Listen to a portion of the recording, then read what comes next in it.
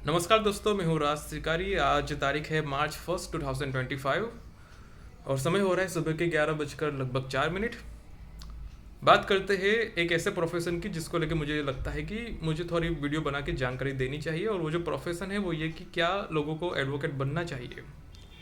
और ये इसलिए मैं बना रहा हूँ क्योंकि मुझे लगता है कि इस चीज़ को लेके थोड़ा क्लैरिटी होना ज़रूरी है, क्योंकि इसको लेकर अभी भी बहुत सारे लोगों में जानकारी का अभाव है और जहाँ पे जानकारी नहीं होती वहाँ पे समस्याएं हो सकती है, मेरा मानना है।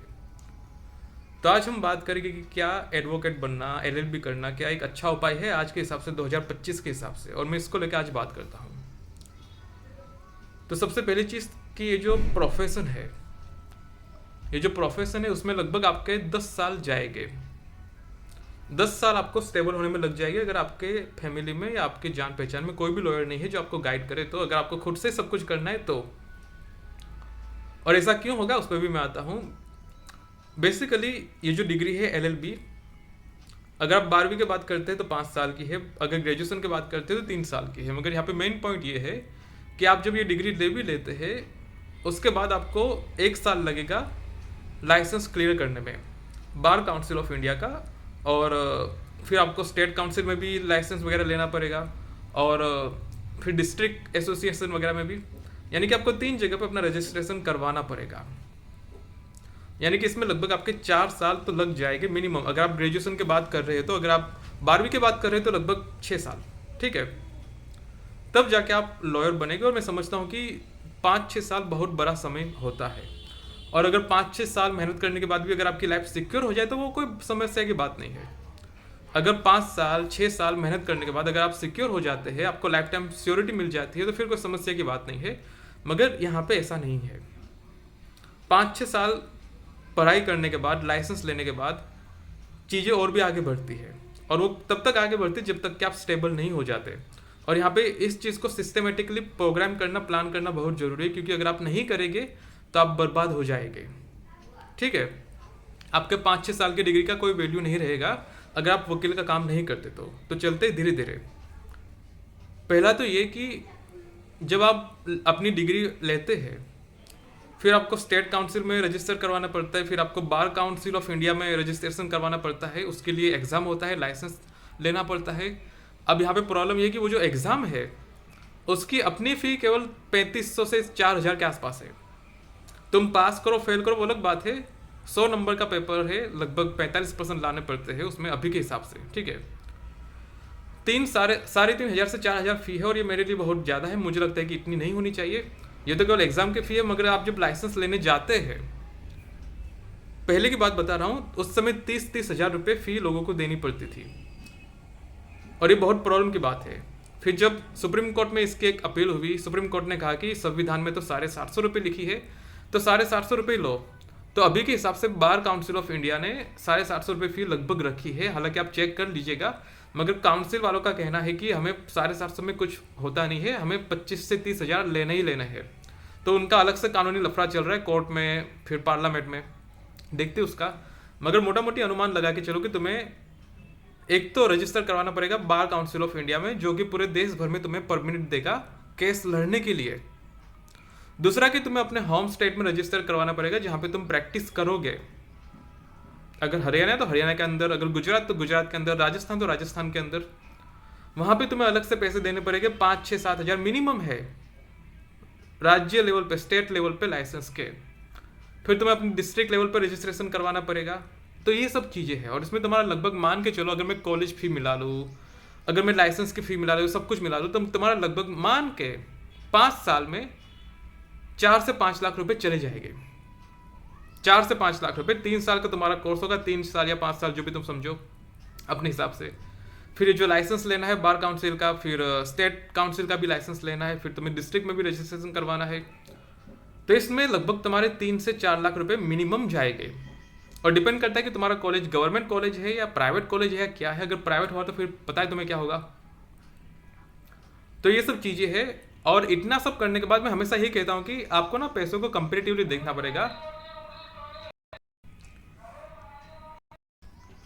हाँ, तो मैं यहाँ पे कंपेरेटिव देखता हूँ कि ये जो आप 4-5-6 साल लगा रहे हैं एडवोकेट बनने के लिए, और उसमें आपका जो खर्चा होगा 4 से 5 लाख रुपए, लगभग मिनिमम 4 लाख रुपए अगर मान के चलो, तो मैं यही कहता हूँ कि अगर इतने पैसा आप बचा ले, अगर इन्वेस्ट कर ले, और अगर आप 5-6 साल कहीं और नौकरी कर लेते हैं, कहीं और थोड़ा पैसा जमा कर लेते हैं, तो आने वाले 6-7 साल में आपकी लाइफ पूरी सिक्योर या थोड़ी बैलेंस तो हो ही जाएगी कम से कम।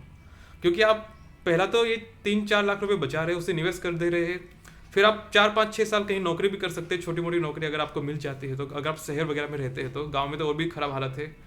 तो मेरा कहने का मतलब ये है कि अगर आप कंपेरेटिव हिसाब से देखें तो आप अगर 6-7 साल अगर अपनी आप पे काम करते हैं, पढ़ाते लिखाते काम करते हैं, अपनी नौकरी का काम करते हैं, तो आपके पास लगभग 7-8 लाख रुपए नेट कैपिटल हो जाएगी। और ये कैपिटल ठीक ठाक है अगर आप नॉर्मली रहना चाहते हैं तो इन्वेस्टमेंट करके। और इसलिए मैं कहता हूँ कि ये जो प्लान है इसे काफ़ी स्ट्रेटेजिकल रूप से एग्जीक्यूट करना जरूरी है। अगर आप बिना सोचे समझे घुस गए और करने लगे तो आपका टाइम भी जाएगा, पैसे भी जाएगा, और भविष्य भी बर्बाद हो जाएगा अलग से। तो चलते, मैंने ये बताया, चलते इसके आगे। जब आप LLB पूरा भी कर देते हैं, आपने सब जगह रजिस्ट्रेशन करवा भी दिया, तो ऐसा भी नहीं कि आप सीधा पैसेदार या करोड़पति या लाखोंपति बन जाएंगे। आपको थोड़ी बहुत ट्रेनिंग वगैरह लेनी पड़ेगी। हालांकि जरूरी नहीं कि आप ट्रेनिंग ले, अगर आपको आता है तो आपको कोई समस्या की बात नहीं है। मगर बहुत सारे लड़के लड़कियां ऐसे होते हैं जिन्हें बहुत सारी चीज़ें सीखनी होती है, जैसे कि ड्राफ्टिंग कैसे करते हैं, कैविएट वगैरह कैसे दाखिल करते हैं, तो बहुत सारी चीज़ें सीखनी पड़ती है।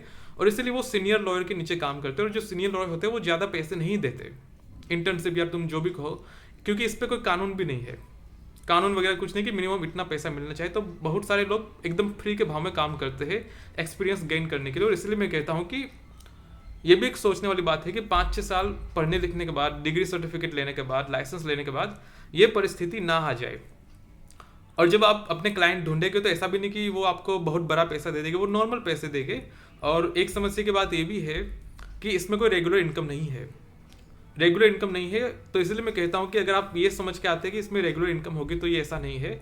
और ये आपको समझना पड़ेगा कि अगर आप सस्टेन नहीं कर पाते, अगर आप अपने आपको बिना पैसों के सस्टेन नहीं कर पाते, तो आप बर्बाद हो जाएंगे। और इसलिए मैं कहता हूँ कि आपकी इनकम या स्टेबिलिटी होना जरूरी है, तभी आप इसमें ज़्यादा कुछ कर पाएंगे, वरना आप नहीं कर पाएंगे।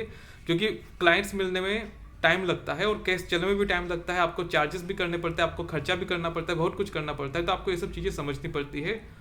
और जो बाकी की चीज़ें हैं वो ये है कि बहुत बार आपको संघर्ष करना पड़ता है। जैसे कि एक धंधा होता है, बिजनेस या फिर दुकान होती है, कभी कभी आपकी दुकान बहुत चल जाती है, कभी कभी आपकी दुकान बिल्कुल नहीं चलती, कभी कभी शाम को शटर गिराना पड़ता है।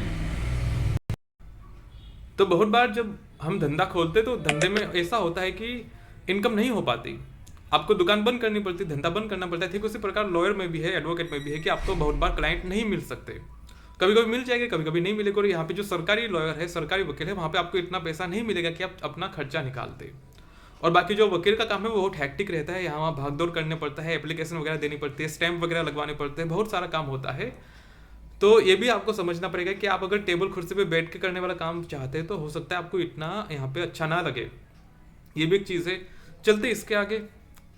दूसरी प्रॉब्लम की बात ये है कि अगर आपकी आर्थिक हालत खराब है, अगर आपकी आर्थिक हालत अच्छी नहीं है, तो प्रॉब्लम ये है कि आप वकील रहते हुए दूसरा कोई काम नहीं कर सकते। क्योंकि यहाँ पे कहते हैं कि ये जो प्रोफेशन है ये पैसों के लिए नहीं, ये नोबल प्रोफेशन है। यहाँ पे आप अपना धंधा नहीं बल्कि आप समाज सेवा करते हैं एक तरीके से। और ये मुझे काफ़ी हैरानी वाली बात लगी कि अगर कोई वकील जो कि जिसके पास पैसे नहीं है, जिसका घर बार नहीं चल रहा, वो क्या करेगा अगर उसके पास क्लाइंट्स नहीं है तो। और ये एक बहुत बड़ी समस्या की बात है कि बहुत सारे वकील इसमें आगे नहीं बढ़ पाते क्योंकि पैसे होते ही नहीं सामान्य रूप से। और जो कानून है वो कानून अलो नहीं करता। अगर आप कहीं नौकरी करते हैं, अगर आप पकड़े गए तो आपका जो लाइसेंस है वो कैंसिल कर दिया जाएगा, और कभी कभी टर्मिनेट भी हो जाता है। टर्मिनेट हो जाएगा यानी कि आपकी जो डिग्री है, पढ़ाई लिखाई सब गया बेकार में, आपको लाइफ में कभी भी फिर से लाइसेंस इश्यू नहीं किया जाएगा। टर्मिनेशन का मतलब ये होता है। और कितने वकीलों के लाइसेंस टर्मिनेट हुए हैं, कैंसिल हो गया तो अलग बात है, आप फिर से 30-40 हज़ार दे के आप वापस अप्लाई कर सकते हैं, हालांकि वो भी काफ़ी बड़ा खर्चा है। ठीक है, तो ये सब लॉजिक है। तो इसलिए मैं कहता हूँ कि यहाँ पे आपको सोच समझ के आना पड़ेगा। और ये एक फ्रीलांसिंग की तरह, फ्रीलांसिंग यानी कि अगर आपको क्लाइंट मिलते हैं तो भी ठीक है, नहीं मिलते तो भी ठीक है, और ये सब चीज़ें। और यहाँ पे प्रॉब्लम ये कि आपको अपना थोड़ा फोकस करना पड़ेगा काम को लेके, आपको थोड़ा अपना कॉन्टैक्ट बनाने पड़ेगी जिससे कि आपको क्लाइंट्स मिल जाए, ये सब चीज़ें हैं। तो कहने का मतलब ये है कि अगर आपके पास ठीक ठाक पैसे है, अगर आप ठीक ठाक स्टेबल है, आपको पैसे की कमी नहीं है, तो आप इस प्रोफेशन में जा सकते हैं। क्योंकि यहाँ पे हो सकता है कि आपको नॉर्मल इनकम हो जाए, बहुत ज़्यादा ना भी हो, ये भी बात है। और मैं यहाँ पे एक पॉइंट ये भी बात बताना चाहता हूँ कि अगर आप मिडिल क्लास है, अगर आप लोअर क्लास फैमिली से आते हैं, अगर आप गरीब है या एवरेज क्लास से है, तो आपको समझना पड़ेगा कि आपके लगभग 10 साल तो जाएंगे अगर आप पहली बार वकील बन रहे हैं आपके परिवार में से, आपके पूरे परिवार में से 10 साल तो आपके जाएंगे। तो मैं मान के चलता हूँ कि आप 25-30 साल के हो गए। अगर आप 10 साल यहाँ पे लगा देंगे, अगर आप 40 के हो जाएंगे तो 40 में फिर आप कितना पैसा कमाएंगे? ऐसा भी नहीं कि 40 पे होकर आप करोड़पति बन जाएंगे, ठीक ठाक नॉर्मल कमा लेंगे, मगर कहने का मतलब ये है कि 40 पे आप स्टेबल होकर आप लाइफ में क्या करेंगे? आप अपना घर खरीद पाएंगे क्या? आप अपना बीवी बच्चे संभाल पाएंगे क्या? आप अपने स्कूल की फी, कॉलेज की फी निकाल पाएंगे क्या? तो ये सब चीज़ों में यही कहता हूँ कि अगर 10 साल आप इस प्रोफेशन में लगा रहे हो तो या तो कुछ अच्छा रिवार्ड होना चाहिए, कुछ अच्छा फायदा होना चाहिए, ये बात है। मगर मेन पॉइंट यही है कि जिंदगी 4 दिन की है, और मैं हमेशा कहता हूँ कि जिंदगी को इन ऐसे ही समय में भी मत लगाओ जहाँ पे तुम्हें कुछ फायदा ना मिले। अगर तुम पढ़ते गए डिग्री पे डिग्री जमा कर दी मगर कोई पैसे नहीं कमाए, फिर उसका क्या मतलब?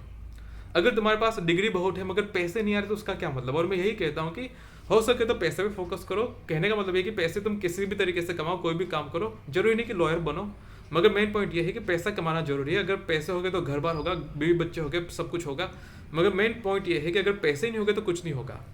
और आप जो लॉयर का काम भी कर रहे हैं, हो सकता है कुछ लोगों को मजा आता हो, मगर बहुत सारे लोग इसलिए करते हैं क्योंकि उन्हें पैसे की जरूरत है।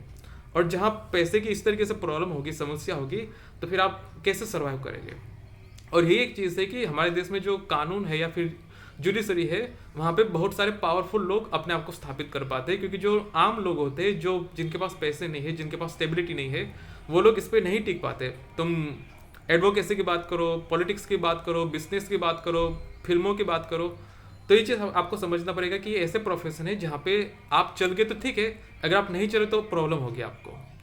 तो ये चीज़ आपको समझनी पड़ेगी। और अंत में मैं एक इम्पोर्टेंट पॉइंट बताना रह गया, वो ये कि भारत में प्रॉब्लम ये है कि अगर आप वकील है तो आप अपनी एडवर्टाइजमेंट नहीं कर सकते, और यही सबसे बड़ी प्रॉब्लम है कि अगर आप एडवर्टाइजमेंट नहीं करेंगे तो आपके पास क्लाइंट कैसे आएंगे? जबकि आप अमेरिका की बात करें या बाकी किसी देश की बात करें, वहाँ पे आप खुलेआम अपना प्रचार कर सकते हैं, वहाँ पे आप अपने बिजनेस को बढ़ा सकते हैं, वहाँ पे बोर्डिंग लगा सकते हैं, होर्डिंग लगा सकते हैं। मगर भारत में ऐसा नहीं कि आप अपना होर्डिंग लगाए सड़कों पे, और ये मैं समझता हूँ कि इतना सही नहीं है एक तरीके से देखा जाए तो। हालांकि देखते हैं क्या होता है बाकी तो। और इसलिए मैं कहता हूँ कि आप किसी भी प्रोफेशन में जाए तो सोच समझ के जाए, क्योंकि एक चीज़ होती ये है कि लोगों में उत्साह बहुत होता है, मगर जब आप उसके अंदर जाते हैं सारा उत्साह धीमे धीमे जाने लगता है और आखिर में आप उससे तंग आ जाते हैं, परेशान हो जाते हैं कि यार मैं क्यों यहाँ पे आया। और इसलिए मैं कहता हूँ यहाँ पे कि long term point of view बना के रखें कि ये लॉन्ग टर्म क्या फ़ायदा है, क्या नुकसान है इस चीज़ का। उत्साह अपनी जगह ठीक है, मगर मैं हमेशा कहता हूँ जिंदगी उत्साह से या बाकी सब चीज़ों से नहीं चलती, जिंदगी स्टेबिलिटी से चलती है, पैसों से चलती है, और वो होना सबसे पैरामाउंट है, सबसे ज़रूरी है। तो बाकी आपकी इच्छाएं जो भी हो, आप जो भी बनना चाहे आपकी इच्छा की बात है, मगर आपको समझना पड़ेगा कि आपकी लाइफ के डिसीजन के जो भी परिणाम होंगे, अच्छे बुरे, जो भी सही गलत, उससे भुगतने के लिए कोई और नहीं आएगा आपके साथ, आपको अपनी लाइफ को देखना पड़ेगा। तो ये चीज़ आपको समझना पड़ेगा। बाकी मैं समझता हूँ कि आपको थोड़ा फोकस करना चाहिए अपनी लाइफ पे, और अगर आप जा रहे हैं तो आपको एक चीज़ ये भी समझनी पड़ेगी कि आप क्या करेंगे अगर आपके फाइनेंशियल हालत ख़राब हो जाए तो। अगर आपके पास कोई बैकअप प्लान है तो आप ठीक है, कोई बात नहीं, कर सकते हैं। अगर बैकअप प्लान नहीं है तो आप यहाँ पे फंस जाएंगे एक तरीके से। और एक दूसरी चीज़ बताना चाहता हूँ वो ये कि अगर आप अपना वकील का प्रैक्टिस नहीं कर रहे हैं, एडवोकेट का प्रैक्टिस नहीं कर रहे, तो आपका जो लाइसेंस होगा उसे कैंसिल किया जा सकता है। समझ रहे हो? यानी कि आपको अपीयरिंग देती रहनी पड़ेगी, आपको उसे रिपोर्ट करते रहना पड़ेगा। जो काउंसिल है, बार काउंसिल ऑफ इंडिया, वहाँ पे आपका रिपोर्ट जाता रहेगा कि ये वकील कितनी केस लड़ रहा है, कितनी हियरिंग कर रहा है, उस हिसाब से आपका लाइसेंस रिन्यू करते रहेंगे एक तरीके से। अगर आप नहीं जाएंगे तो आपका लाइसेंस कैंसिल हो जाएगा। और ये भी चीज़ आपको समझनी पड़ेगी, आपके पास केवल डिग्री रहेगी 3 साल की या 5 साल की, जिसे आप दीवार पर बस चिपका के रखेंगे और कुछ नहीं। तो ये सब चीज़ें, और मैं हमेशा कहता हूँ कि आपको हमेशा पैसे को फोकस में रखना है और उसको लेकर आगे बढ़ना है, क्योंकि समय, वो अंग्रेज कहते हैं ना अंग्रेजी में, time is money, money is Honey, बस वही बात है। अगर आप समय को ज़्यादा बर्बाद कर देंगे तो आप पैसे कमाने की अवसर को भी खो देंगे, और जब समय ही नहीं होगा तो पैसे कैसे कमाएंगे? तो ये चीज़ है। तो समय रहते हुए सही पैसे कमाना जरूरी है, जिससे कि आप एक समय आने पे अपने आप को स्टेबल देखें, अपने आप को सिक्योर देखें, आपको कोई समस्या का सामना ना करना पड़े। क्योंकि आप जैसे जैसे आगे बढ़ेंगे, 30 साल के, 35 साल के, 40 साल के हो जाएंगे, आपकी लाइफ में अपॉर्चुनिटी धीरे धीरे कम होती जाएगी। आपको बहुत सारी चीज़ों की सच्चाई पता चलेगी, बहुत सारी समस्या भी पता चलेगी, बहुत सारी अच्छी चीज़ें पता चलेगी, मगर कहने का मतलब ये है कि सही चीज़ वो होती है कि आप समय के साथ सब सही चीज़ें करते जाए, नौकरी भी सही से समय से ले ले, सेविंग भी कर ले, घर परिवार भी देख ले, अपना फ्यूचर भी सिक्योर कर ले, सब कुछ सिक्योर कर ले समय रहते हुए। अगर आप नहीं कर पाएंगे तो फिर आप रह जाएंगे, बस ये प्रॉब्लम है। तो ये सब लॉजिक है। आपको कुछ अच्छा लगा तो आप चैनल को सब्सक्राइब कर दें, नीचे यूपीआई आईडी दिया है अगर आप कुछ डोनेशन देना चाहे तो। सो इट इज मी राज सिकारी साइनिंग ऑफ।